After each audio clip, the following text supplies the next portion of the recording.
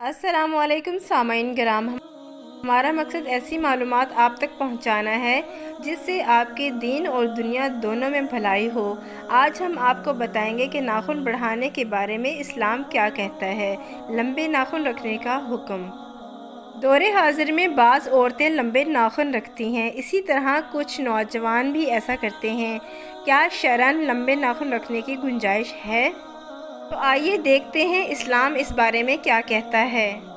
ناخن کاٹنے کے لیے حدیث میں تقلیم کا لفظ استعمال ہوا ہے جس کے معنی کاٹنے کے ہیں۔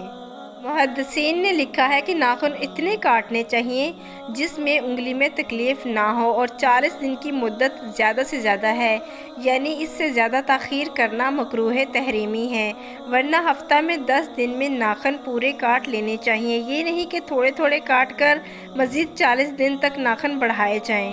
شرعی طور پر ناخن لمبے رکھنے کی گنجائش نہیں، کیونکہ خصائل فطرت میں سے ایک خصلت ناخن تراشنا ہے، بڑھانا نہیں، جیسا کہ حدیث میں ہے۔ 5 چیزیں امور فطرت میں سے ہیں: ختنہ کرنا، زیر ناف بالوں کو صاف کرنا، مونچھیں ترشوانا، ناخن تراشنا اور بغلوں کے بال اکھیڑنا۔ ناخن تراشنے کا عمل جسمانی صفائی کا ایک حصہ ہے، کیونکہ ناخنوں کو تراشنے سے ان کے نیچے جمع ہوا میل کچیل دور ہو جاتا ہے۔ اس کے علاوہ درندوں اور حیوانوں کے ساتھ مشابہت سے بھی اجتناب ہوتا ہے، کیونکہ حیوانوں اور درندوں کے ناخن بڑے بڑے ہوتے ہیں۔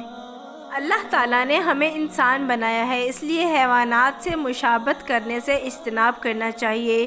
بڑے بڑے ناخن رکھنا انسانوں کی نہیں، جانوروں کی علامت ہے، وہ بھی ان جانوروں کی علامت ہے جو خون خوار اور مردہ خور ہوتے ہیں۔ عورت جیسی نازک، حسین، باحیا اور وفادار جیسی شخصیت میں جانوروں والی علامت کا پایا جانا کم ظرفی اور جہالت کی نشانی ہے۔ لمبے ناخن طبعی لحاظ سے بھی نقصان دہ ہیں، ان میں میل اور جراثیم جمع ہو کر خوراک میں لازمی شامل ہوتے ہیں، اور ہمارے خوبصورت مذہب اسلام میں بھی اس کی ممانعت ہے۔ لیکن کس قدر افسوسناک بات ہے کہ ہیپیزم کے دلدادہ ہمارے منچلے نوجوان اور شوخ لڑکیاں لمبے لمبے ناخن رکھتے ہیں، جو کہ فطرتی خصلتوں کی مخالفت ہے۔ اس سیرت نبوی صلی اللہ علیہ وآلہ وسلم سے اعراض اور جہلاء کی تقلید ہے۔